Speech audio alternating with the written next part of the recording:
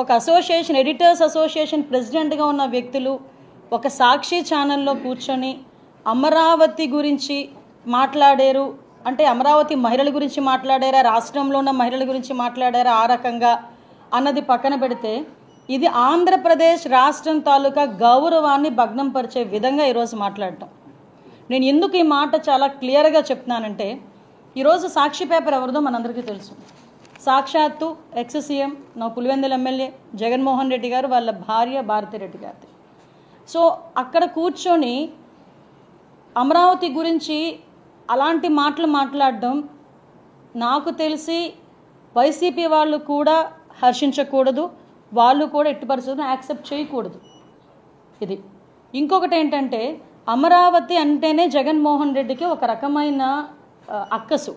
ఎలాంటి అక్కసు అంటే 2019 డిసెంబర్ 17 సంథింగ్ ఆ డేట్లోనే అమరావతి రాజధాని కాదు, అమరావతి 3 రాజధానులు చేస్తానని చెప్పి ఆ రోజు నుంచి కూడా విషయం కక్కి అమరావతి రైతుల మీద ఎంత దాష్టికానికి ఒడిగట్టారో మీరు అందరూ చూశారు. చాలామంది మహిళా రైతులు అమరావతి గురించి మాట్లాడేటప్పుడు ఇప్పుడు మండలి మన బొత్స సత్యనారాయణ గారు ఆయన ఆ రోజు అదొక శ్మశానం అని మాట్లాడిన సందర్భాన్ని కూడా ఈరోజు గుర్తు చేయాలి. అట్ ద సేమ్ టైం ఒకానొక సందర్భంలో కొంతమంది అది అమరావతి కాదు కమరావతి అని చెప్పి మాట్లాడిన సందర్భాన్ని కూడా ఈరోజు మీకు గుర్తు చేయాలి. అంటే ఇది స్టెప్ బై స్టెప్ ఈరోజు ఏదో అక్కసిగా బయటకు వచ్చి అమరావతి గురించి మాట్లాడిన సందర్భాలు కాదు ఇవి.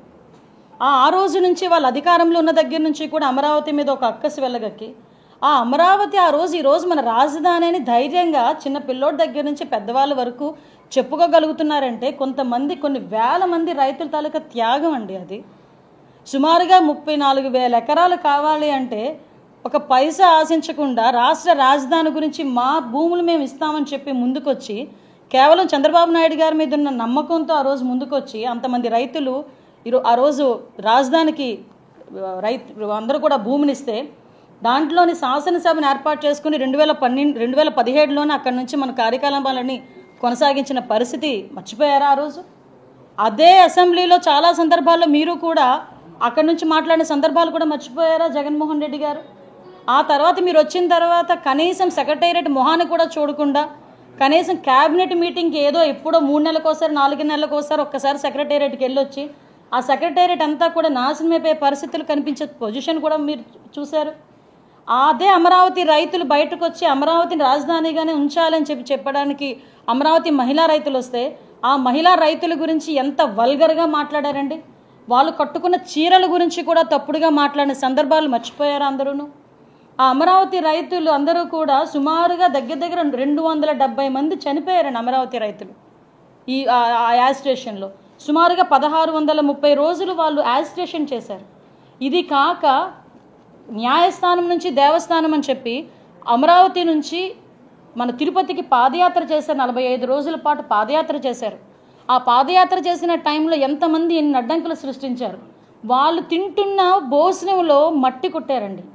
మనకు ఈరోజు మన రాజధాని గురించి భూములు ఇస్తే అదే రైతుల కంచాల్లో ప్లేట్లలో మట్టి పోసిన సందర్భాలను కూడా ఈరోజు నేను గుర్తు చేయాలి. ఎందుకు ఇవన్నీ చెప్తున్నాను అంటే ఈ రోజు ఎవడో ఒక వ్యక్తి వచ్చి సాక్షి ఛానల్లో కూర్చుని మాట్లాడేసి వెళ్ళిపోతే అది కాదు మనం తీసుకోవాల్సింది. అంటే దీని వెనకాతలు ఎలాంటి కుట్ర నడుస్తుంది, దీని వెనకాతల తలకు కుట్రదారులు ఎవరు అన్నది మెన్షన్ చేయాలనే ఉద్దేశంతోనే ఈరోజు మీకు ఇంత డీటెయిల్గా నేను మాట్లాడుతున్నాను.